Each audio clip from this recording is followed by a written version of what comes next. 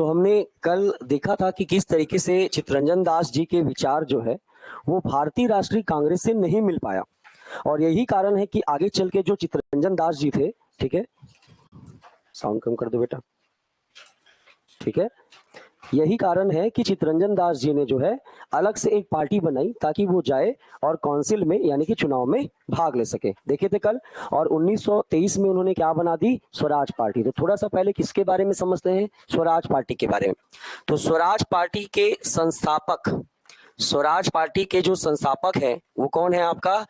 चित्तरंजन दास, अर्थात कौन है आपका? CR दास। ठीक है, पहला बात। फिर मैंने आपको बताया था कि ये 2 बार चुनाव में भाग लेंगे। एक कब का लेंगे? 23 में, और एक कब लेंगे? आपका 19। ये आपका काउंसिल का चुनाव है, यानी कि परिषद का।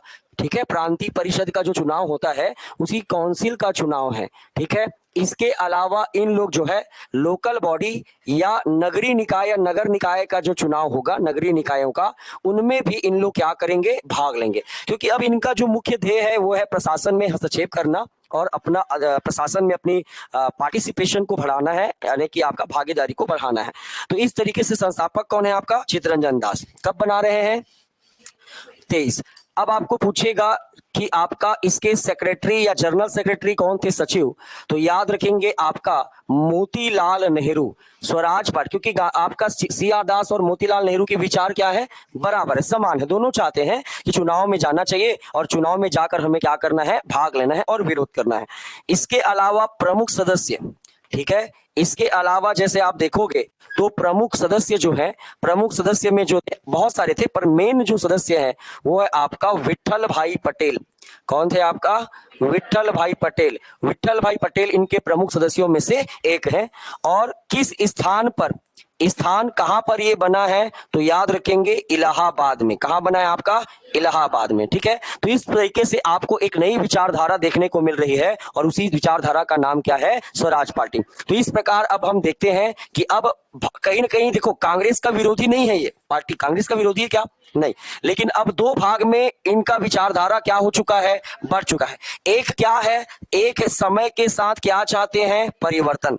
बोल रहे कि ठीक है भाई, इतने दिन तक हम लोग अंग्रेजों का विरोध किए तो किए, ठीक है, अब समय आंदोलन करने का नहीं है। आंदोलन से अभी हमको जब कोई लाभ नहीं मिल रहा है तो हमें काउंसिल के अंदर जाना चाहिए और वहां पर हम चीजों को क्या करें? रोक दें। ठीक है, एक चाह रहे परिवर्तन करें और एक आपका जो है परिवर्तन नहीं चाह रहे हैं। एक जो है आपका परिवर्तन नहीं चाह रहे। बोले कि देखिए, जैसी हमारी नीति थी उसी प्रकार से हमें अपनी बातों पर अडिग रहना है और हमें गांधी जी के आते तक या कोई नया मार्गदर्शन जब तक नहीं मिलता तब तक हमें रचनात्मक कार्यों पर क्या करना है? ध्यान देना है। तो इनका मेन जो उद्देश्य क्या था कि आपका हमें कहां जाना है? चुनाव। पर इन्होंने ये नहीं कहा कि हम रचनात्मक कार्य नहीं करना चाहते। इन्होंने कहा कि बिल्कुल हम आपके रचनात्मक कार्यों में भी क्या करेंगे? सहयोग देंगे। ऐसा नहीं कि हम वहां जाएंगे। और इनका पूरा ये था कि जब हम चुनाव का बहिष्कार कर ही रहे हैं तो हम उसको वापस से हम नहीं जाएंगे और इनका मुख्य फोकस किस पर रहेगा? रचनात्मक कार्यों पर। इसलिए आपका इनका इसमें शामिल थे मुख्यतः आपका कौन? आपका CR दास। इन विचारधाराओं में कौन थे? आपका मोतीलाल नेहरू। इन विचारधाराओं में कौन थे? आपका विट्ठल भाई पटेल। ये सब आपके समय के साथ जो है चीजों में परिवर्तन चाह रहे थे और एक नया तैयारी, एक नई शुरुआत जो है यहां पर मिले। इस तरीके से यहां पर देखोगे तो जैसे आपका सरदार पटेल, कौन है आपका? सरदार पटेल वगैरह है। कौन हो गया आपका? राजेंद्र प्रसाद हो गए। कौन हो गया आपका? राजेंद्र प्रसाद हो गए। राघवाचारी जी हो गए। कौन हो गया आपका? राघवाचारी। ये सब चाह रहे हैं कि हम प्रमुख रूप से रचनात्मक, क्योंकि देखिए गांधी जी के काफी करीब रहे इन लोग, है ना, तो इन लोग चाह रहे हैं कि हम रचनात्मक कार्यों पर ज्यादा ध्यान दें और इसलिए विचारों के आधार पर पहले से ही कांग्रेस तो बढ़ चुकी थी, लेकिन अब स्पष्ट तौर पर क्या हो गई? एक पार्टी सामने आ गई और उसी पार्टी का क्या नाम था? स्वराज पार्टी। तो इतना पहले दिमाग में रखें, कहां बना, कौन सचिव थे, कौन प्रमुख सदस्य थे, कौन बनाया, ये आपको याद रहेगा यहां तक। अब देखिए, अगला आपका स्वराज पार्टी का उद्देश्य को जानिए। ठीक है, कि स्वराज पार्टी के क्या उद्देश्य हैं। देखिए, सबसे पहला, अगर आपको एक लाइन में 4 ऑप्शन में कोई एक ऑप्शन पूछ रहा है कि भाई स्वराज पार्टी क्या है, तो सीधा सीधा एक आंसर में क्या लिखोगे? चुनाव में प्रवेश। कहां पर आपका? चुनाव या काउंसिल के चुनाव में, चुनाव में क्या लेना? भाग लेना। इसीलिए इन्होंने 2 चुनाव में क्या लिया? भाग लिया। 23 और 26। तो सबसे पहला देखो, अगर आपको 4 ऑप्शन बोल रहा है और एक ठोक चुनना रहेगा तो एक ठोक आंसर कौन होगा? काउंसिल में प्रवेश करने के लिए चुनाव में क्या लेना? भाग लेना।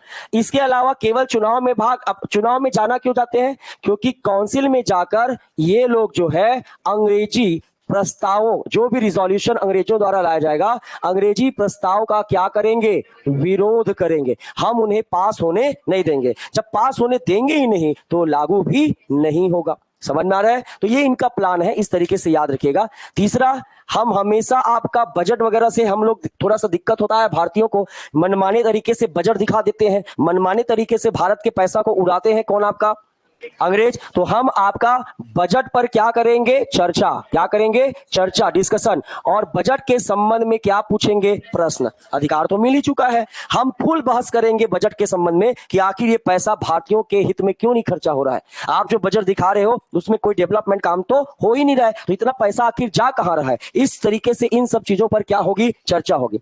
चौथा, हमारा जो एक केंद्र रहा है, हम सदैव आंदोलनों में क्या रहे हैं? व्यस्त रहे हैं। कभी हमने इस समाज के बारे में, कभी हमने किसान के बारे में, कभी हमने भारतीयों के बारे में विशेष कुछ चीज नहीं सोचा। भाई कितना साल तक, 1885 से कांग्रेस बना, और कांग्रेस ने क्या किया है? कांग्रेस केवल आंदोलन किया है, कांग्रेस ने केवल ये किया है। कभी जनता क्या कर रही, इतने दिन तक तुम सर्वाइव कैसे कर रहे हैं, कभी इन चीजों को सोचो? तो हमारा जो केंद्र होगा, हमारा काम करने का जो केंद्र होगा, वो क्या होगी? आपका जनता, यानी कि आपका भारतीय होंगे। हम भारत की जनता को केंद्र बिंदु पर रखेंगे। जनता का मतलब यह है कि सबसे पहला आपका पब्लिक वेलफेयर या आपका जन कल्याण पर आधारित कार्यक्रम होगा। क्या होगा? जन कल्याण पर आधारित जो है कार्यक्रम चलाया जाएगा। ये आपका कौन बोल रहे हैं? स्वराज पार्टी। जन कल्याण पर आधारित होगा, जनता को केंद्र पर रखकर हम योजना बनाएंगे, ताकि जो है एक तरफ हम ये तो करेंगे ही, दूसरा हमारा केंद्र बिंदु क्या होगा? जनता। जनता को हम कभी अवॉइड नहीं करेंगे। और छठवां ये भी इन्होंने कहा, जो मैंने वहां पर कहा, कि हम रचनात्मक कार्यों में भी क्या करेंगे? सहयोग करेंगे। रचनात्मक कार्यों में क्या करेंगे? सहयोग। कांग्रेस जो विचारधारा लेकर आई है, हम उसका विरोध नहीं कर रहे हैं, हम बिल्कुल उसमें सहयोग करेंगे, उसमें हमारा पूरा सहयोग रहेगा। लेकिन हम कहां जाना चाहते हैं? काउंसिल में भाग लेना चाहते हैं। अब इस तरीके से जब स्वराज पार्टी बनी तो कांग्रेस डगमगा गई, एकदम डगमगा गई। कैसे डगमगा गई? वही 1907 का एक दौर याद आने लगा, जब नरम दल और गरम दल का क्या हुआ था? विभाजन हुआ था। कांग्रेस दो भागों में क्या हो चुका था? बैठ गया। और जब कांग्रेस दो भागों में बटा था तो आपको पता होगा कि इसका 1% अवसर अंग्रेजों ने नहीं छोड़ा फायदा उठाने का। पूरा भरपूर फायदा उठाया उन्होंने कांग्रेस के विभाजन का। नहीं तो फिर वो तो उसी समय से एक हो जाते तो मामला कुछ क्या हो जाता? अब यहां पर आप देख रहे हो कि स्वराज पार्टी भी क्या हो रही है? अलग हो रही है। और कांग्रेस क्या हो गई है? अलग हो गई है। और इस समय जो सबसे मेन लीडर है, महान जो व्यक्ति है, जिनकी बातों को लोग नहीं टालते, वो कहां है? जेल में। तो कांग्रेस एकदम डगमगा गया, अरे फिर गड़बड़ होगा इन वक्त में। और इस समय जिस समय संगठित होने का दौर है, वो आपका सब फिर टूट रहे हैं। और अंग्रेजों को क्या लगेगा? देखो, असहयोग आंदोलन भी फैल, कांग्रेस का भी विभाजन हो गया, मतलब उनके विचार में हमारे लिए नकारात्मक भाव क्या होगा? पैदा होगा। क्लियर है? और इस तरीके से जैसी कांग्रेस को ये पता चल गया कि अब स्वराज पार्टी बन गई है, तो अब स्वराज पार्टी को पकड़ के रखने का इन लोगों का क्या रहेगा? इरादा। कम से कम गांधी जी के आते तक थोड़ा जोड़ के रखो भाई इन लोगों को, इन लोगों को हम अलग नहीं कर सकते। और इसलिए तुरंत आपका स्वराज पार्टी के जनवरी में बना, और तुरंत आपका क्या हुआ? विशेष अधिवेशन। क्या होगा? आपका विशेष अधिवेशन होगा। और ये विशेष अधिवेशन कहां होगा? दिल्ली। तो स्वराज पार्टी की स्थापना के बाद क्या हुआ? विशेष अधिवेशन। और ये विशेष अधिवेशन कब हो रहा है? 1923 में। और मैंने बताया था, जब भी कोई अधिवेशन होता है तो उसका अध्यक्ष कौन, मतलब कोई ना कोई क्या बनता है? अध्यक्ष। और इसके अध्यक्ष कौन थे? आपका अबुल कलाम आजाद। कौन थे? आपका अबुल कलाम, ठीक है, आजाद। तो याद रखेंगे, अबुल कलाम आजाद के बारे में आपको 2-3 बातें मैंने पहले ही बताया था कि ये सबसे क्या है? युवा अध्यक्ष हैं। सबसे क्या है? आपका युवा। तो सबसे युवा अध्यक्ष का टाइटल इन्हें तब मिला जब ये 1923 का अध्यक्ष बने थे। याद है? अरे 2 बातें बताया था। सबसे लंबे समय तक अध्यक्ष बनने वाला कौन है? भारतीय राष्ट्रीय कांग्रेस में सबसे लंबे कार्यकाल या लंबे समय तक क्या बने हैं? अध्यक्ष। 40 से 46, 1940 से 40। और इसमें मैंने आपको एक बात कही थी कि ये सबसे युवा है, पर ये दूसरे अधिवेशन के हैं। आप देखना, ये बात मैंने आपको क्लास में कहा है, वीडियो भी होगा, आप उसमें देखना। मैंने उसी समय आपको बताया था कि ये जब सबसे युवा अध्यक्ष बने हैं तो इस समय के अधिवेशन का नहीं है, ये पहले भी क्या बन चुके हैं, अध्यक्ष। जब वहां पर आएंगे तो वहां पर मैं आपको क्या करूंगा, बताऊंगा। तो जो सबसे युवा अध्यक्ष का जो टाइटल मिल रहा है वो उसे इसी अध्यक्षता से मिल रहा है। कब का? 1923। जब ये 1923 में अध्यक्ष बने थे तो इनकी आयु लगभग आपका कम था, लगभग 25 प्लस था, और इसके बाद से ये क्या बने थे, आपका अध्यक्ष। तो सबसे कम आयु के अध्यक्ष कौन थे, आपका अबुल कलाम आजाद। अब यहां पर क्या किया गया कि ये यहां पर विशेष अधिवेशन इसलिए बुलाया गया कि कैसे करे, स्वराज पार्टी को जोड़े अपने साथ या ना जोड़े। क्यों? क्योंकि ये सीधा सीधा विरोध कर रही है ना, मैं बाइकआउट कर रहा हूं और ये बोल रहा है मैं बाइकआउट करूंगा ही नहीं चुनाव का। तो एकदम से विचारधारा क्या हो गई, अलग हो गई, और माने नहीं तो अपना खुद का एक ठो पार्टी भी बना लिए। तो अब कैसे कर रहा है, तो बोले कि नहीं, इनको हम अलग नहीं कर सकते, तो इनको साथ जोड़े रहना है। और इसलिए इस अधिवेशन में यह तय हुआ कि स्वराज पार्टी का साथ दिया जाएगा। साथ मतलब सहयोग, इनका विरोध नहीं करेंगे हम, इनका क्या करेंगे, आपका सहयोग। और यहीं पर स्वराज पार्टी को क्या मिला, समर्थन मिला। ठीक है, स्वराज पार्टी को समर्थन, क्योंकि कांग्रेस भी चुनाव लड़ सकती है और आपको पता है कि अगर कांग्रेस चुनाव लड़ेगी तो स्वराज पार्टी नहीं जीत पाएगी, ये आपको भी पता है। तो कांग्रेस तो साफ बोल रही है मैं तो चुनाव लड़ना ही नहीं भाई, गांधी जी के रचनात्मक कार्यों को आगे करना है, अभी वेट करते हैं। लेकिन स्वराज पार्टी कहां जा रही है, चुनाव में भाग लेने जा रही है। तो बोले कि ठीक है, इनको जाने तो, जाने से हम नहीं रोकेंगे, इनका विरोध नहीं करेंगे। सहयोग का मतलब क्या है, विरोध नहीं करेंगे। ऐसा नहीं कि चलो बहुत अच्छा, वेरी गुड, जीत जाओ, ऐसा वाली बात नहीं है। हम विरोध भी नहीं करेंगे, इनको जाना है तो चुनाव में लड़ने दो। तो इस तरीके से इनको जो है आपका चुनाव में लड़ने का क्या मिल गया, समर्थन मिला। ठीक है, अब ये चुनाव में क्या लेंगे, भाग लेंगे। इस प्रकार आपका CR दास की पार्टी, CR दास की पार्टी ने चुनाव में क्या लिया, भाग लिया। चुनाव में क्या लिया, भाग लिया।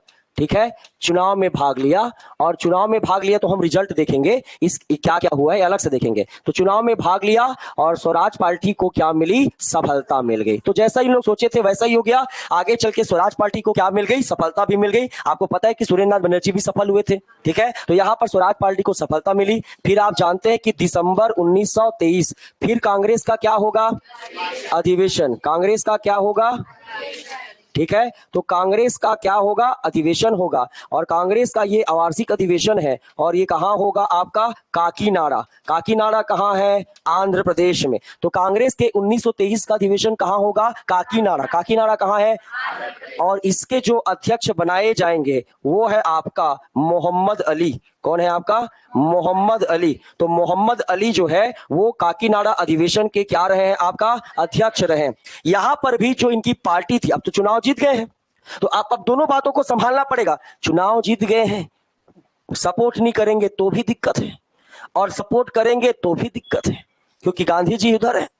तो इन्होंने दोनों बातों को कही। कौन, आपका मोहम्मद अली, क्योंकि मोहम्मद अली गांधी जी के बहुत करीब थे, आपको पता है, समझ में आ रहा है ना। तो इन्होंने गांधी जी को भी क्या कहा, गांधी जी देखिए हमारे लिए भगवान है, खुदा है, उनकी भी चीजों को हम करेंगे, लेकिन यहां पर हम स्वराज पार्टी को क्या करेंगे, समर्थन। तो यहां पर भी स्वराज पार्टी को क्या किया गया, समर्थन। अब स्वराज पार्टी को पूर्ण रूप से क्या मिल रहा है, समर्थन मिल रहा है। और कांग्रेस में स्वराज पार्टी के कई लोग कांग्रेस में अब स्वराज पार्टी में धीरे धीरे क्या हो रहे हैं, शामिल हो रहे हैं कि चलो अब सहयोग करना ही है। कांग्रेस भी अप्रूवल दे दी है, तो धीरे धीरे अब लोग, जैसे जवाहरलाल नेहरू, राजेंद्र प्रसाद भी थोड़ा बहुत चलो चुनाव लड़ते हैं। अब धीरे धीरे लोग कहां जा रहे हैं, स्वराज पार्टी की ओर अग्रसर होने, धीरे धीरे उनके विचारों से क्या हो रहे हैं, सहमत हो रहे हैं। क्यों उनके विचारों से सहमत हो रहे हैं, क्योंकि स्वराज पार्टी को क्या मिली है, सफलता। एक समय के लिए कांग्रेस से ऊपर दिखने लगी थी, कौन सी पार्टी, स्वराज पार्टी। तो स्वराज पार्टी का थोड़ा सा चुनावी प्रक्रिया को देख लीजिए, क्योंकि वहां से प्रश्न आता है। तो सबसे पहला कौन सा चुनाव होगा, 1923 का चुनाव। तो याद रखना 1923 का जो काउंसिल का चुनाव होगा, काउंसिल के लिए चुनाव होगा, वो होगा 101 सीटों पर। कितनी सीटों के लिए चुनाव होगा, 101 सीटों के लिए चुनाव हो रहा है। 23 का जिसमें स्वराज पार्टी भाग लिए थे, कौन से पार्टी भाग लिए हैं, ठीक है, स्वराज पार्टी जो है ये आपका भाग लिए हैं। 101 सीटों पर चुनाव होगा, जिसमें स्वराज पार्टी को जो है कितने सीट मिलेंगे, 42, यानी कि इनकी पूरी मेजॉरिटी। बाकी अन्य पार्टी को थोड़ा थोड़ा मिलेगा। तो पूरा, जैसे आप देखते हो कोई भी सरकार की सत्ता किसकी बनती है, जिसकी क्या हो, बहुमत हो। तो बहुमत दो प्रकार से होता है, या तो 101 सीटों का आधा हो, आधा से एक अधिक हो। तो 101 सीटों का मतलब लगभग कितना होना चाहिए, 51, 52, लगभग मान लो 52 अगर डायरेक्ट आपको मिल गया तो सीधा सीधा आपकी क्या बनेगी सरकार। या तो जितने पार्टियों ने चुनाव लड़ा है उसमें सबसे ज्यादा आपकी सीटें रही, दो ही तो कंडीशन होते हैं ना सरकार बनाने के। तो सभी चुनाव लड़ने में सबसे ज्यादा किसको मिला था? स्वराज पार्टी। और इसलिए प्रांतों में किसकी सरकार बनने जा रही है? स्वराज पार्टी की सरकार बनने जा रही है। और स्वराज पार्टी की सरकार बनी तो इसमें क्या क्या क्वेश्चन पूछेगा? ठीक है, सबसे बड़ी पार्टी के रूप में, सबसे बड़ी पार्टी किस जगह की? स्वराज पार्टी सबसे बड़ी पार्टी का मतलब है दूसरे को वहां मिला ही नहीं वोट, समझ आ रहा है? तो किस जगह सबसे बड़ी पार्टी रही स्वराज पूछेगा तो कौन सा जगह? बंगाल, क्योंकि चित्तरंजन दास कहां के थे? बंगाल के। तो स्वराज पार्टी को सबसे ज्यादा बड़ी पार्टी के रूप में, सबसे ज्यादा बड़ी पार्टी है, बड़ी पार्टी का मतलब बार बार समझना, बड़ी पार्टी का मतलब दूसरी पार्टी को कोई भी वोट नहीं मिला, समझ में आ रहा है? और स्वराज पार्टी को सबसे ज्यादा वोट, स्वराज पार्टी को सबसे ज्यादा वोट जो है कहां से मिला था? तो याद रखेंगे मध्य प्रांत से। कहां से मिला था? सेंट्रल प्रोविंस से, यानी कि आपका मध्य प्रांत से। स्वराज पार्टी को सबसे ज्यादा वोट कहां से मिला था? मध्य प्रांत से। लेकिन सबसे बड़ी पार्टी कहां के बनी? आपका बंगाल। इसके अलावा और भी देखोगे तो किन किन प्रांतों में इनको बराबर बहुमत मिला? तो यूपी क्षेत्र में भी पूर्ण बहुमत रहा और आपका बंबई क्षेत्रों में भी इनका पूर्ण बहुमत रहा, और बाकी जगह पर थोड़ा थोड़ा थोड़ा थोड़ा वोट इन लोग इकट्ठा किए थे। तो सबसे बड़ी पार्टी के रूप में बंगाल में आया।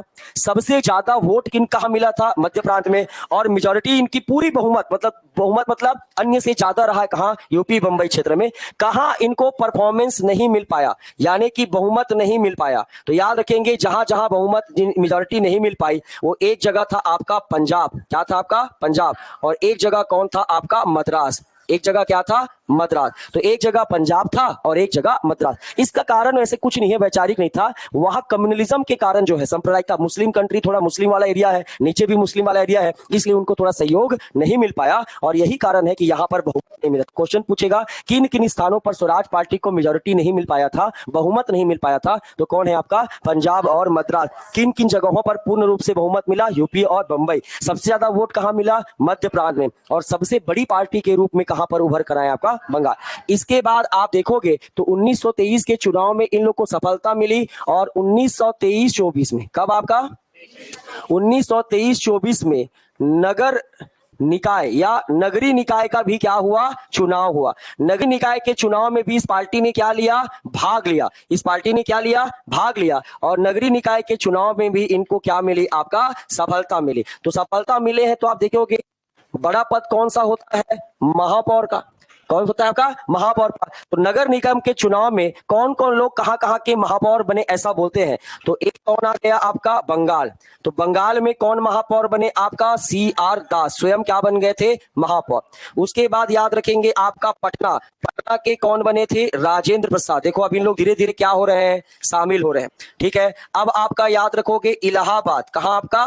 इलाहाबाद। इलाहाबाद में ये जो प्रमुख पद है अध्यक्ष का वो मिला था जवाहरलाल नेहरू। कौन थे आपका? जवाहरलाल नेहरू। ठीक है, इनको मिले। और एक याद रखेंगे आपका अहमदाबाद। क्या है आपका?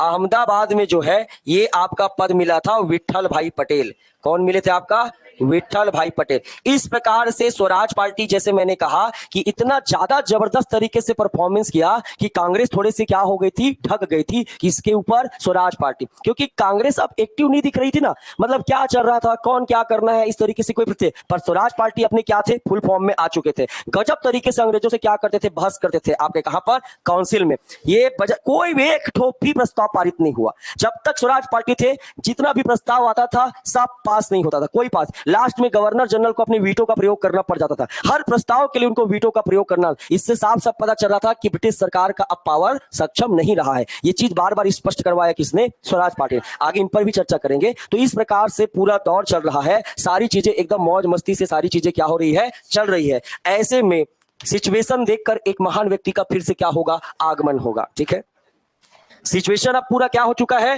बिगड़ चुका है। पर गांधी जी को पता है कि कांग्रेस अगर ऐसा ही चलता रहा तो निश्चित एक समय आएगा कि स्वराज पार्टी और कांग्रेस का क्या हो जाएगा? विभाजन हो जाएगा। तो या तो दोनों को पूर्ण रूप से अलग कर दो, आधा आधा हाफ हाफ मत चलो, या तो पूर्ण रूप से इनको क्या करो? जोड़ दो। तो इस प्रकार गांधी जी गुस्से में आएंगे। तो गांधी जी कब आएंगे? 5 फरवरी। कब आएंगे आपका? 5 फरवरी 1900 कब आएंगे? 24 में। 5 फरवरी 1924 में कौन पहुंच रहे हैं? गांधी जी। कितने साल की सजा हुई थी? लेकिन समय से पहले, ठीक है। बीमारी का बहाना नहीं बोलना चाहिए, बीमारी था, ठीक है। अंग्रेजों को नहीं पता चलना चाहिए बात, ठीक है। बोलते हैं कि जनरली पेट का कुछ प्रॉब्लम था, जो ऑपरेशन करा, अपेंडिसाइटिस करके कुछ बीमारी है, तो उनका ऑपरेशन कराना है करके ये जमानत लिए थे कौन? आपका महात्मा गांधी। लेकिन 5 फरवरी 1924 को आए और एकदम दिमाग इनका क्या था? चढ़ा हुआ था। और आते ही इन्होंने कांग्रेस की क्या बुलाई? बैठक। कांग्रेस की क्या बुलाई? ठीक है, कांग्रेस की बैठक बुलाई, ठीक है। और कांग्रेस की बैठक बुलाई और तुरंत क्या किया इन्होंने? प्रस्ताव लाया। भाई मेरा प्रस्ताव है, पहले सुनो, उसके बाद आगे क्या होगा? बात होगा। और इनका प्रस्ताव क्या था? पहला प्रस्ताव था स्वराज पार्टी को बाहर करो। स्वराज पार्टी को, ठीक है, कांग्रेस से क्या करो? बाहर करो। यानी कांग्रेस से बाहर का मतलब इनके चुनाव में भाग लेने वाले को क्या कर दो? बात को अस्वीकार करो। मतलब इनको अगर हमारी बातें नहीं मानना है तो मत माने, लेकिन जो आप लोगों ने दो अधिवेशन में चुनाव के समर्थन किया है ना, ये वापस लो, नहीं देना है स्वराज पार्टी को, पहला। और दूसरा नियम क्या बना दिया? जिन लोगों ने चुनाव में भाग लिया है, चुनाव में भाग लेने वालों की कांग्रेस से सदस्यता खत्म करो, ठीक है। कांग्रेस से मेंबरशिप क्या होनी चाहिए? समाप्त होनी चाहिए। तो कांग्रेस से सदस्यता क्या करो? समाप्त करो। ये गांधी जी का प्रस्ताव आ रहा है, देखो। पहले तो पार्टी को खत्म करो, बंद करो उसको, ठीक है, ये ठीक बात नहीं है। और दूसरा क्या बोल रहे हैं? जो चुनाव में गए ना, वो सबको निकालो कांग्रेस से, उनकी जगह नहीं है। तो बोले इतने बड़े बड़े नेता हैं गांधी जी, निकाल दोगे तो दिक्कत होगा, तो वापस आना चाहेंगे तो कैसे करें? वापस आ सकते हैं, लेकिन मेरी शर्त है। बोले क्या? जब मैं उनको बोला था कि रचनात्मक कार्य करना है, खादीवादी को प्रचार करो थोड़ा, तो उनको नहीं किए। अब उनकी सजा है, उनकी सजा है कि उन्हें 2000 गज, कितना आपका? 2000 गज, ठीक है, स्वयं खुद से चरखे से सूत काटना होगा। पसीना निकल गया था सबका, ठीक है। मतलब बहुत, लगभग आपका बहुत बड़ा है ना, 2000 गज मतलब निकालोगे भयंकर, आपका लगभग 70-72 मीटर से ऊपर जाएगा। उतना आदमी चरखा से क्या बनाएगा? सूत बनाएंगे। समझ में आ रहा है? स्पाइनिंग मशीन जिसको बोलते हैं, चरखा। गांधी जी का फोटो देखोगे ना जी, अब खुद ना, दूसरा नहीं, तुमको बैठ के अब क्या चलाना है? चरखा। और लंबा लंबा क्या काटना है? सूत। तब जाके तुमको क्या मिलेगी? सदस्यता मिलेगी। ये गांधी जी का देखे सब कैसे गए, आप हड़बड़ा गए। बोले माँ कसम अगर टाइप के टपके हैं, हाँ। और उसमें भी टर्म्स एंड कंडीशन बड़ा अजीब। एक तो बोल रहे हैं स्वराज पार्टी को, आप बात तो जीत गई है भाई चुनाव, हाँ। अब ऐसे समय में उसका साथ नहीं देंगे तो गड़बड़ है ना, वो बेचारे हमारे लिए वहां क्या कर रहे हैं? लड़ रहे हैं। और दूसरा बोलते हैं कि सदस्यता समाप्त, ऐसे में तो सारे नेता झड़ जाएंगे। समझ में आ रहा है? और उसके बाद भी बोल रहे हैं कि वापस आने का रास्ता है, परंतु क्या चलाना पड़ेगा? चरखा चलाना पड़ेगा। तो गांधी जी का प्रस्ताव जो है कहां रखा गया था? कांग्रेस की बैठक में। और गांधी जी का जो प्रस्ताव है वो जो है पारित नहीं हुआ। पहली बार ऐसा हुआ कि महात्मा गांधी जी टेंशन में आ गए थे। बोले मतलब मेरे जाने के बाद कसम से मेरी कोई वैल्यू ही नहीं। मैं आया और प्रस्ताव पारित किया, तुम लोगों ने प्रस्ताव को क्या कर दिया? अस्वीकार कर दिया, प्रस्तुत किया। लेकिन गांधी जी की सबसे अच्छी बात तो यही थी कि वो गुस्सा नहीं होते थे। उन्होंने कहा हो सकता है कि मेरी विचारधाराओं में कोई कमी हो, मैं दोबारा कोशिश करूंगा कि मैं इस पर एक बार क्या करूं? विचार करूं। गांधी जी ने बुरा नहीं, मतलब ठीक है, अगर आप लोग नहीं चाहते, आप लोग चाहते हैं कि स्वराज पार्टी का समर्थन करे, तो मैं अपनी हाथों से कांग्रेस का विभाजन नहीं कर सकता। क्यों? क्योंकि गांधी जी अगर अभी अड़ जाएंगे तो स्वराज पार्टी या कांग्रेस फट से क्या हो जाएगा? टूट जाएगा, तुरंत टूट जाएगा। और आधा सदस्य गांधी की ओर और आधा सदस्य स्वराज पार्टी। तो गांधी जी बोलते हैं मैं अपने ही हाथों से कांग्रेस का विभाजन नहीं कर सकता। मेरा अगर प्रस्ताव पारित नहीं हुआ है कोई बात नहीं, हो सकता है कि मेरे विचारों में कोई कमी होगी, मैं सोच नहीं पा रहा हूँ। और अब मैं ही चित्तरंजन दास से बात करता हूं, आप लोग टेंशन मत लो, मैं समझाता हूं, हाँ? और इसलिए पारित नहीं हुआ। अब आपका कहां पहुंचेंगे? ये तन तन तन तन कहां पहुंचेंगे? CR दास के पास। बोलेंगे चित्तरंजन दास जी आपने पार्टी बनाई, बधाई हो, हाँ? चुनाव जीते हैं, पार्टी तो मुझे भी चाहिए। ठीक है। और साथ में कौन है आपका? नेहरू जी। नेहरू मतलब मोतीलाल नेहरू। और साथ में कौन बैठेंगे? गांधी जी। और ये कब बैठेंगे? 1924 में। क्या क्या है आपका? 1924 में बैठेंगे। कौन आपका? CR दास, नेहरू और गांधी। भारतीय इतिहास में हालांकि मेन लीडर कौन थे? गांधी और दास। कौन थे आपका? गांधी और दास। इसीलिए भारतीय इतिहास में इन्हें गांधी दास समझौता कहा जाता है। क्या कहा जाता है? गांधी दास समझौता या गांधी दास पैक्ट। तो ये भारतीय इतिहास का कौन से नंबर का पैक्ट हो रहा है? दूसरे नंबर का। 4 ठो पैक्ट है, याद आ रहा है? 4 पैक्ट मैंने बताया था, जिसमें से एक था लखनऊ पैक्ट, एक था आपका गांधीदास पैक्ट, एक आपका गांधी इरविन पैक्ट और एक होगा पूना पैक्ट, जिसमें से दूसरा हो गया कौन सा आपका गांधीदास। और इसमें बस आपका समझेंगे पूरा डिटेल कि आखिर गांधीदास पैक्ट में क्या क्या बातें कही गई थी। पर यहां पर गांधीदास पैक्ट हो रहा है, मतलब आपस में लोग क्या कर रहे हैं, बात कर रहे हैं कि देखो भाई कांग्रेस के लोग आपको समर्थन कर रहे हैं, लेकिन मेरी भी कुछ शर्तें हैं, और अगर आप मेरे शर्तों को मानते हैं तो बिल्कुल हमारी कांग्रेस पार्टी खुलकर आपका क्या करेगी, प्रचार प्रसार करेगी, और हम भी आपका चुनाव में क्या देंगे, साथ देंगे। ये समझौता किसका होगा, गांधी और दास के। तो बोले देखिए गांधी जी, आप तो मुझसे बात कर रहे हैं, पहले भी आप मुझे कन्विंस करने का बहुत प्रयास कर चुके हैं, प्लीज इस बार मैं चुनाव जीता हूं, हाँ तो इस बार मैं चुनाव जीता हूं तो मुझे कन्विंस करने का प्रयास, बोले कन्विंस नहीं कर रहा हूं, समझा रहा हूं, और ये करना चाहिए, ऐसे करके मना ही डाले किनको, चितरंजन दास को। और चितरंजन दास बाद में क्या हो जाएंगे, मान जाएंगे। हम विचार करेंगे गांधीदास पर। तो बोले गांधी जी को चितरंजन दास जी कि अभी अभी आपका मेरा समझौता होगा, तो वो अप्लाई कैसे होगा, अप्लाई कौन करेगा, अभी अभी तो प्रस्ताव फैल हुआ है आपका, और फिर 100 प्रस्ताव रखोगे और वो भी पारित नहीं हुआ, मैं आपसे समझौता कर लिया तो मैं तो फंस गया, आप मेरे को फंसा दोगे। तो बोले टेंशन मत लो, निर्णय कौन लेता है, कांग्रेस का अध्यक्ष। तो अब भाई क्या बनेगा, अध्यक्ष। समझ में आ रहा है, गांधी जी का प्लान समझो ना जी। अभी तक उनको कोई लेना देना नहीं था कि कांग्रेस का अध्यक्ष कौन है, क्या है। तो अब बोले अगर अध्यक्ष ही निर्णय लेगा तो अब भाई भी क्या बनेंगे, अध्यक्ष, और इसलिए बुलाया जाएगा बेलगांव का अधिवेशन।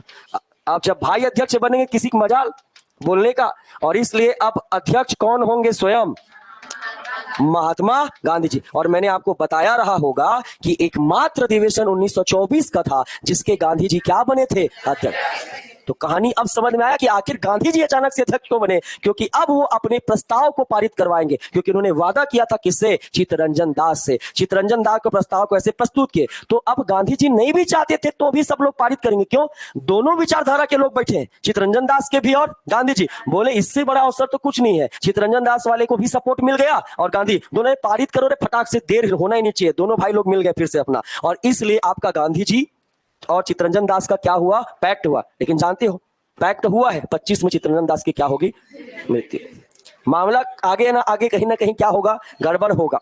ठीक है, तो इस तरीके से आपका गांधी और दास समझौता को आपको समझना है। और इस प्रकार अब गांधी जी ने भी स्वराज पार्टी को क्या दिया, समर्थन। तो आखिर गांधी दास नेहरू पैक्ट क्या था, ठीक है, इस पर चर्चा करेंगे। और आगे चल के स्वराज पार्टियों ने कौन कौन से कार्य किए, कौन कौन सी उपलब्धियां हुई, और इतनी अच्छी पार्टी जो चल रही थी वो अचानक कहां चली गई, अचानक समाप्त कैसे हो गई। आप छत्तीसगढ़ के संदर्भ में भी 2-3 बात हुई, जैसे आप जानते हो ये वाला अधिवेशन आपके लिए काफी इंपॉर्टेंट रहता है, हालांकि पढ़ते हो ये वाला, जान रहे हो काकीनाडा अधिवेशन सुने हो।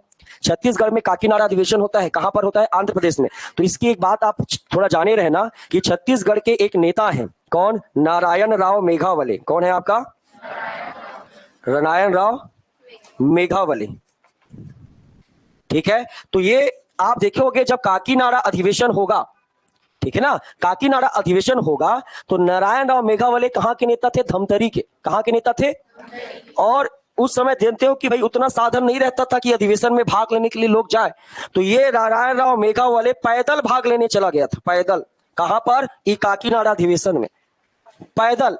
समझ में आ रहा है, कहां से, धमतरी से, आंध्र प्रदेश बस्तर के रास्ते जय श्री राम बोल के निकल गए थे, कहां, काकीनाडा। इसलिए वो क्वेश्चन कई बार पूछता है छत्तीसगढ़ के इतिहास में कि कौन ऐसे नेता थे छत्तीसगढ़ के जो बस्तर के रास्ते पैदल काकीनाडा अधिवेशन में भाग लेने चले गए थे। कौन थे, नारायण राव मेघावले। ठीक है, एकदम हार वार पहना के इसको भेजे थे, भाई जिंदा आना बस जा रहा है, लेकिन जिंदा आना, भाई बड़े बड़े नेता है ना जी। तो एक बात ये याद रखना, ठीक है। दूसरा बात, जैसे आप याद रखोगे कि यहां पर जैसे स्वराज पार्टी को चितरंजन दास लीड कर रहे हैं, वैसे छत्तीसगढ़ में स्वराज पार्टी को लीड करेंगे ई राघवेंद्र राव। और लीड करेंगे ई राघवेंद्र राव, बिलासपुर के जाने माने नेता ई राघवेंद्र राव, और उसके सहयोग में कुछ दिन बैरिस्टर छेदीलाल भी रहेंगे, पर मेन लीड कौन करेंगे, ई राघवेंद्र राव। तो ई राघवेंद्र राव का भी अलग जलवा रहा, स्वराज पार्टी वो अलग हो गए थे, स्वराज पार्टी में मैं सपोर्ट मैं काम करूंगा, तो ई राघवेंद्र राव का छत्तीसगढ़ में अपना चल रहा था। तो इस प्रकार से स्वराज पार्टी रहा है काफी समय तक, लेकिन आप देखेंगे कि समय के साथ इनमें वैचारिक मतभेद और क्या हो गया, बढ़ गया। जब तक चितरंजन दास जी जिंदा थे तब तक पार्टी को संभाल के रखे थे, जैसे ही चितरंजन दास की मृत्यु हुई स्वराज पार्टी कहां चला गया, नीचे चला गया। तो इस प्रकार स्वराज पार्टी के बारे में जो है इतनी बातें जो है आपको याद रखनी है, इतना आपको ध्यान रखना है। ठीक है, चलिए इतना आपका नोट कर।